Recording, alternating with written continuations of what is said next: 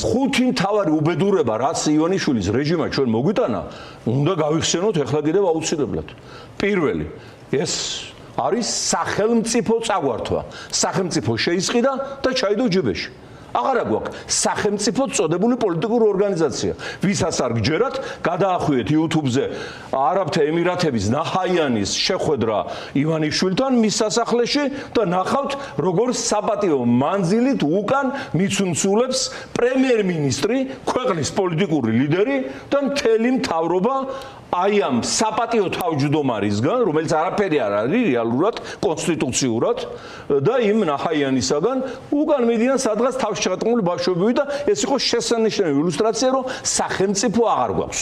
მეორე, სუვერენიტეტი ივანიშვილმა გადასცა ჩვენს ოკუპანტს სახელმწიფოს, რომელმაც 20% სამხედრო გზით წაგვართვა, 80% ივანიშვილმა გადასცა სუვერენიტეტი მოსკოვს და დღეს ჩვენი საშინაო და საგარეო პოლიტიკა განისაზღვრება რუსეთის საგარეო დაზვერვის სამსახურში ნარიშკინის თავმჯდომარეობით და უშიშრობის ფედერალურ სამსახურში ბორტნიკოვის ხელმძღვანელობით, რომლებიც მე ახსენებენ პუტინს, რომ აი ჩვენ გავგზავნეთ კანონი, რაც უნდა მიიღონ იქ არასამთავრობოებზე, იქ გრანტებზე, იქ სხვადასხვა მიმართულებებზე, იქ ევროკავშირზე, იქ განცხადების ტექსტი როგორ უნდა გადაიმტერონ კიდევ უფრო ევროპა და ამერიკა და დაცილდნენ იმ ორბიტას, ახსენებენ პუტინს ის ცნობა იღებს. ანუ სუვერენიტეტი გადასცა ოკუპანტ ქვეყანას. შემდგომ ეხლა ერეკლეზე იყო საუბარი და კიდე რაღაცას ვიტყვი საინტერესოს. შემდგომ ქართველობა პირველად ივანიშვილმა გეგმაზომიერი დანაშაულებრივი პოლიტიკით საქართველოში აქცია ეროვნულ უმცირესობად.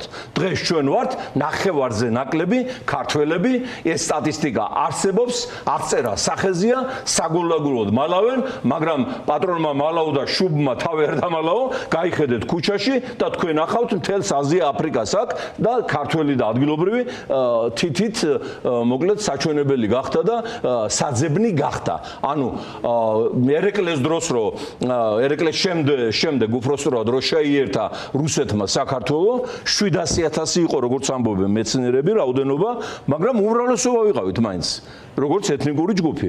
დღეს უმცირესობა ვართ, ხო? ეს ერთი სახეზია, გამოკვეთილი ამბავი და ეს ნაჰაიანიც რო ჩამოვიდა ეხლა ემირათების პრეზიდენტი, რა საქმეზე იყო ივანიშვილთან, ალბათ შესანიშნავად მოგეხსენებათ. არაბული ქალაქებისა და დასახლებების მშენებლობა საქართველოში, კონკრეტულად 6 მილიარდი ინვესტიციით ფონიჭალაში, რუსავსა და თბილისს შორის, მტკვრის გარშემო უზარმაზარი ჭალები, ედემი, იქ ნაკრძალიც არის სხვათა შორის, უნდა გადაიქცეს არაბულ დასახლება და გონიოში, ბათუმში, იმ გონიოში, რომელზეც სპარსეთის იმპერია და რომის იმპერია ომობდნენ, ისეთი სტრატეგიული ადგილია, რო დავონებოთ თავი საკურორტო მნიშვნელობას. იქაც არაბული დასახლება, რომელიც დაემატება წეროვანში, ბაზალეთში, ლისში, გოროვანში, ტაბახმელაში არსებულ არაბულ სოფლებს და ქალაქებს. კაცი პირდაპირ გეუბნება, რომ თქვენაც ზედმეტები ხართ საქართველოში. საქართველო ქართველების გარეშე. მე უნდა ჩამოიყვანო აქ არაბები, ამაში უნდა ავიღო ფული, ამისათვის უნდა გამითეთრონ ემირათებმა და არაბულმა ქვეყნებმა ჩემი შავი გზით მოპოვებული ვალუტა, იქ უნდა გაატარონ თავიანთ ბანკებში, იქ უნდა წავიღო ჩემი ინვესტიციები, იმიტომ რომ დასავლეთის ბანკებში აღარ მიმეცლება, თქვენ ვინახართ, საიდან მოხვედით, ამისათვის მე ფართოდ უღებ კარებს ვიზო რეჟიმს ვაძლევ ირანს, პაკისტანს, ბანგლადეშს, ავღანეთს, ნიგერიას და მთელ აზია, აფრიკას იმისათვის, რომ მუშახელი შემოვიდეს უფრო იაფი, თანაც პრეტენზიის გარეშე ყოველგვარი პოლიტიკური და ძალაუფლებრივი ნიუანსების კუთხით. ეს დემოგრაფიული გადაშენება, ეს მესამე, ხო? ანუ პირველი, ესე იგი, სახელმწიფო შეისყიდა, სუვერენიტეტი გადასცა ოკუპანტს, დემოგრაფიულად გადაგვაშენა. ეხლა მეოთხე ევროპის გზა გადაკეტა და ჩახერგა. ასოცირების პროცესი გაჩერებულია, ურთიერთობა გაყინული ციო-ომამდე მისული, ეხლა ევროკავშირის 27 ელჩს რო დასჭირდება საერთო განცხადების გაკეთება, რომ თავი დაანებეთ ჩვენ ელჩებს ნუზდევნითო და ყველაზე წესიერი ელჩია, რაც მე მინახავს თბილისში, ეს ფიშერი, ყველაზე დახვეწილი, ნაღდი გერმანული დიპლომატის განსახიერება. ამათ უნდათ, აი წინა გერმანიის ელჩი რო იყო, ყურიდან ყურამდე რო ქონდა სახაჭაპურით გახსნილი პირი, რომელიც უყურებდა პარლამენტის ფანჯრიდან როგორ არბევდნენ ჩვენ ბავშვებს და როგორ ურტყავდნენ იმ დათვის ტყვიებს და მეორე დღეს აცხადებდა, რომ ყველაფერი კანონიერად ევროპულად მოხდაო. აი ისეთი ელჩი უნდათ ამათ. საბედნიეროდ გერმანია მის გაიწვია, ის მეკთამე ელჩი და ჩამოვიდა ნამდვილი ღირსეული დიპლომატი, ეს აღარ მოწონთ. იმიტომ რომ მათი ადვოკატი არ არის. ხო, ანუ ევროპის გზა გადაგეტა, ასოცირების პროცესი შეჩერებულია, აღარ მინდა ხოლმე უფრო მეტი ვთქვა და რაც მთავარია ყველა ჩვენგანისათვის უვიზო რეჟიმის სერიოზული საფრთხის ქვეშ დგას. დიახ, აი ეხლა რაც მთავარია, ღმერთმა და ბუნებამ ჩვენ დაგვამადლა აბრეშუმის გზის ცენტრალური მარეგულირებლის ფუნქცია. არავინ არ დაობდა, არავის ეჭვი არ შექონდა იმაში, რომ საქართველოს იყო იმ შუა კორიდორის აბრეშუმის გზის, ანუ წყნარი ოკეანის და ატლანტიკის ოკეანის დამაკავშირებელი ერთადერთი გზა ევრაზიაში. იმიტომ, რომ ჩრდილოეთით სანქცირებული რუსეთია, რომელიც კაიხანი იქნება სანქცირებაში და იქ თვითებს არავინ არ გაატარებს, სამხრეთით სანქცირებული ირანი, რომელიც ასევე კაიხანს იქნება სანქცირებაში და იქ თვითებს არავინ არ გაატარებს, დანარჩენი ჩიხი და მხოლოდ საქართველო.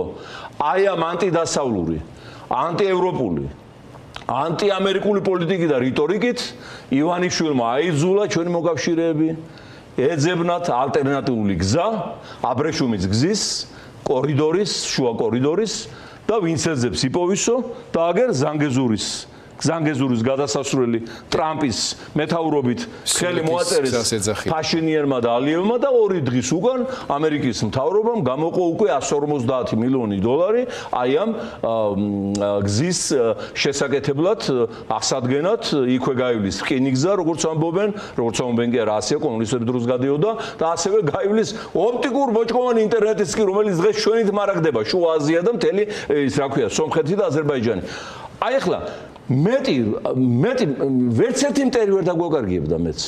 პუტინმა ვერ დაგვაკარგია ეს ფუნქციები, ну ის 20% კი წაიღო, მაგრამ ვერ გაბედა აქეთ აი გეოპოლიტიკურ სივრცეში შემოჭრა და დაბომბვა იმ გასადენების, ნავთობსადენების და იმ გზების და ინფრასტრუქტურების ვერ გაბედა, იმიტომ რომ ახლა ისინი ხო იყურებიან იქით აქეთ რა ხდება და ფუნქციას ხედავენ ჩვენსაც, ხო?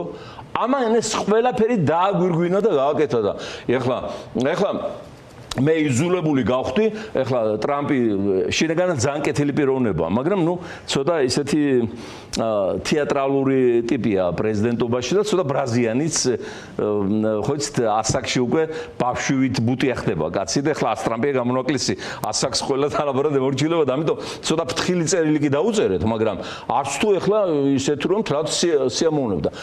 დღეს გაიგზავნა ტრამპთან, რუბიოსთან და ამერიკის სენატის და კონგრესის ყველა წევრთან.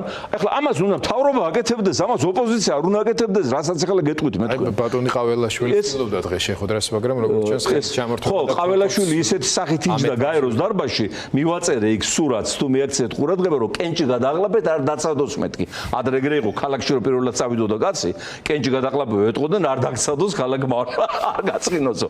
ხო, ისეთ სახით, ნუ ახლა სირცხველი აღარ მინდა ვისაუბრო. უბრალოდ მაკაც აყენებენ შეურაცხყოფას იმ სტატუსით, რაც მიანიჭეს. ტრამპს დარჩენილი რამდენიმე წუთი 4 ოქტომბერზე. მაშინ ვიტყვე ძალიან მნიშვნელოვანი, იმიტომ რომ აუცილებელი რეკლამაა ვერ მოისმენთ. ტრამპს მივწერეთ წერილი, სადაც და ამერიკის ელიტას, სადაც დაუწერეთ, რომ მიუხედავად იმ პრობლემებისა, რაც საქართველოშია, ალტერნატივა საქართველოს როგორც აბრეშუმის გზას არ აქვს და რატომ? ზანგეზურის გადასასვლელი.